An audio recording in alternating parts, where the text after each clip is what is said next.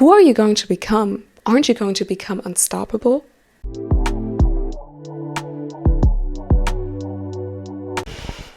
So, 2024, what can I say? 2024 was definitely the year that stretched me the most, that grew me the most, that healed me the most, and that also proved me the most that God is real, God is reliant, God is faithful, and God is just Jehovah Jireh. He's the provider, He is everything. And I just can't explain how I'm at loss for words when I think about this year, because I cannot comprehend how much has happened. Like, how much can happen in a year? I jokingly always say that I'm not the same person I was a month ago, because I always do like such rapid growth personally. But this year definitely was a whole nother level, let me just say that. And 2025 really will be one of the best years of my life, and I claim it in Jesus' name. And I want you to have the best year as well. And honestly, it's not just about wishing and praying yourself into the best year of your life. It's about doing the things that you should be doing in order to see the results that you want. And in that case, guys, I just want to break down the 5 steps that we should be doing to make 2025 our most successful, personally successful year ever, no matter how you define success. Number 1 is to set an intention for the year. What is your intention for the year? How do you want to feel throughout the year? What is guiding you? What do you want 2025 to feel like when you envision your year? You in the midst of it, like in the beginning, in the midst, at the end of 2025, how do you want to feel and what do you want to be led by? For example, the intentions that I set each year, 2022 was the year where I said I wanted to achieve location freedom. So that was the year where I started, freelancing and working from everywhere. So I really achieved this by also founding my social media agency. 2023 was the year of fruition and implementation. I implemented a lot of things that I've learned in the previous years to just, sit in the fruits of it. And 2024 was basically my boot camp year. And everything that I've accumulated in 2024, the knowledge, the wisdom, the failures, the lessons, just everything, I'm just going to put this chunk into the next year and see the wonders that all of the experiences 2024 brought to me will then impact the new year. So set an intention, first things first. Secondly is to look back on the promises that you've made. Let's stick to 2024, like the previous year, and write down where you failed yourself and where you broke the promises to yourself. Because one thing about breaking promises to yourself is the more you do it, the more you're going to hinder yourself to do bigger things. Because it starts, and I fall victim under it. I'm not sitting here pretending that I'm not suffering under this, especially this year.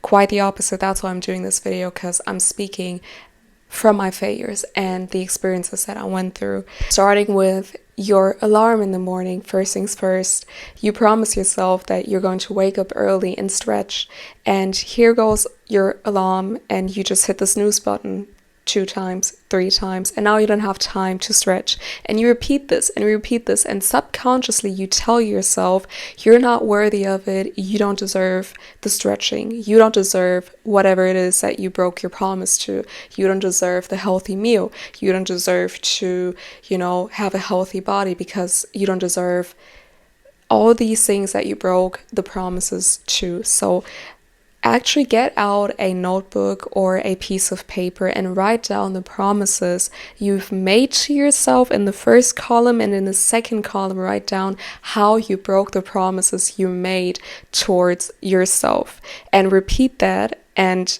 just have a look at the list. And then the next step, number 3, is to practice self-forgiveness, because honestly you can thrive in your year. You can really thrive. But if you have resentment towards yourself because of the mistakes you've made or because of the grudge you hold against yourself, it's always going to hinder you. It's always going to be like a brake. It's like a car that is driving, and whilst you're driving the car, your foot is still on the brake. And this is how it is if you don't practice forgiveness towards yourself, but also towards other people, because you cannot really,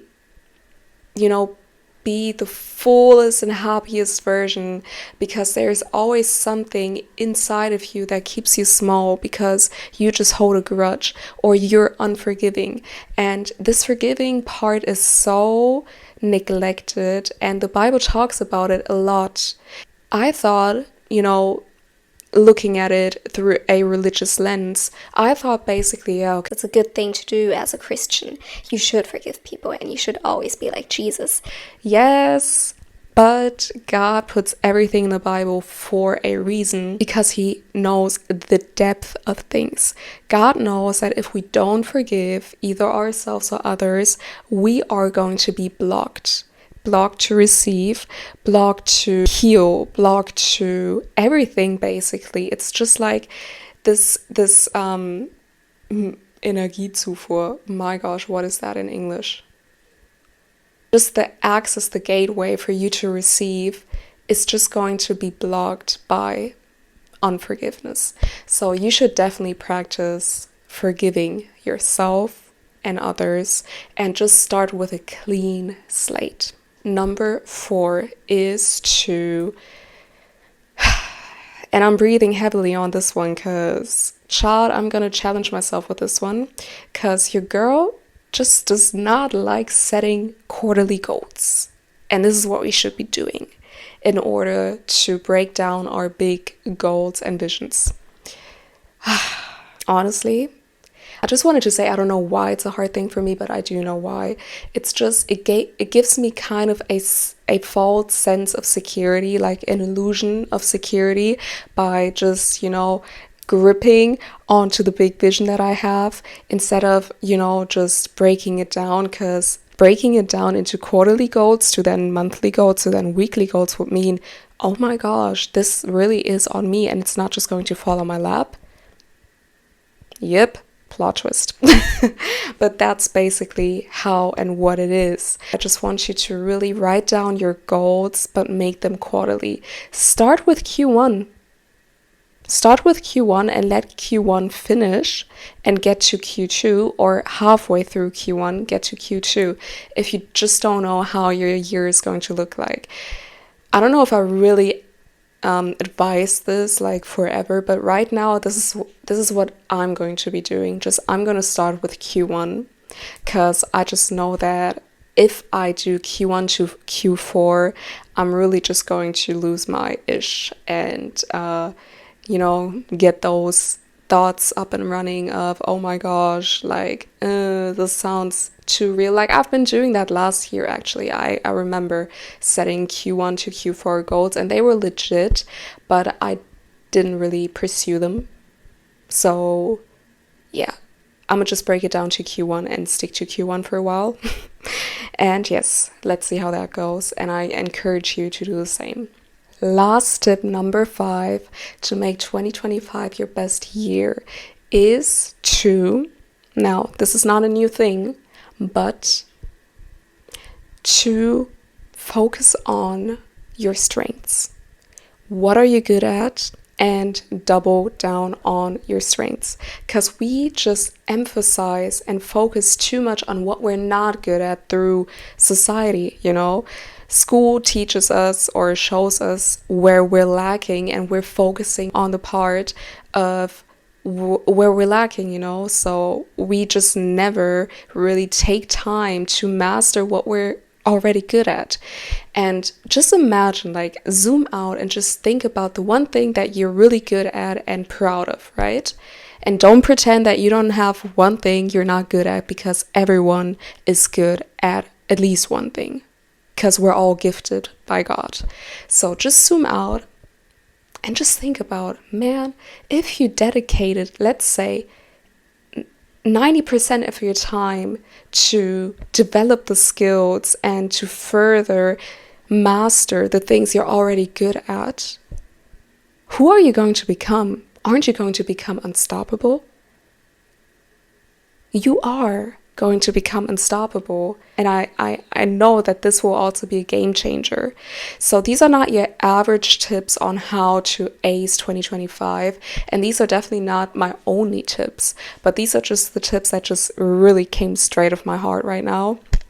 I just really decided to put on the camera and start recording, and it flowed. So I really hope that these are just going to help you set the rules, set the systems for 2025, and not just cluelessly start the year and not be aware of where you want to head to, how you ended the year, because you're not really wrapping it up. So that's why I reflect on the year that you're leaving behind you.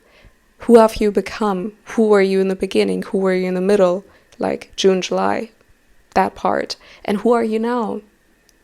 Are you happy with it? Are you happy with yourself? Are you proud of yourself? Ask yourself these questions. Reflection doesn't have to be that deep and take forever. You can do it like that. I like going deep. I like doing reflections for I don't know how many hours, but you don't have to do it for many hours. You can take an hour, and you should take an hour minimum, because you cannot break a year down in 10 minutes. That would be odd.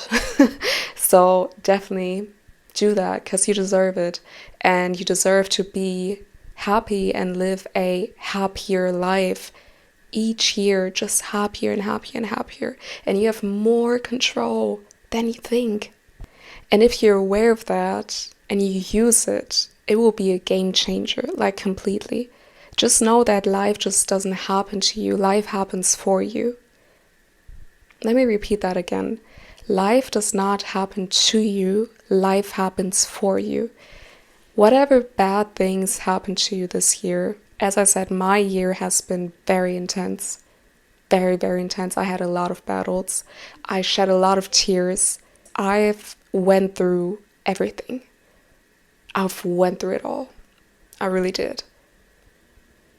But in the midst of it all, in the midst of my pain, in the midst of my worries, in the midst of my doubt, in the midst of my fear, in the midst of everything, first off, there was God. I was never alone. So really, it strengthened my faith a lot.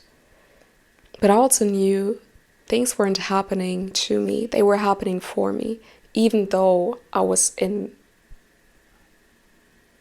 the pit, in the pitfall. Even though I was lying on the floor, I knew this is happening for my good. This is strengthening me. This is purifying me. This is sharpening my character. And I'm really grateful for all the challenges that I've been through in this year, because haven't I gone through them, I wouldn't be so damn sure, sorry for my wording, that 2025 will be an amazing year and one of the best years of my life. Because after every low comes a high. If I zone out on 2024 with the dips and highs and stuff, I would say 2024 zoning out in my life was a low. With its highs, of course, but it was a low. And after every low comes a high. So, yeah. No matter how 2024 was for you, I just pray that you're not going to feel defeated, and you're not going to feel stuck, and you're not going to feel resentful, but have mercy on yourself and forgive yourself and just be kind to yourself, knowing and understanding that everything that you went through was for you to understand. Either you need to change, or what you're doing, how you're living right now is not the way you want to be continuing, then you should change. But everything, even the bad things, really are for your good. So don't forget that. So before I continue rambling and repeating myself, I just want to end this video here, and thank you so much for listening to this. I really pray, as I said, that this will be a beautiful year for you, 2025. And I just pray as well that you're going to have a wonderful ending, because we still have a few days left in this year. And thank you for watching. Bye.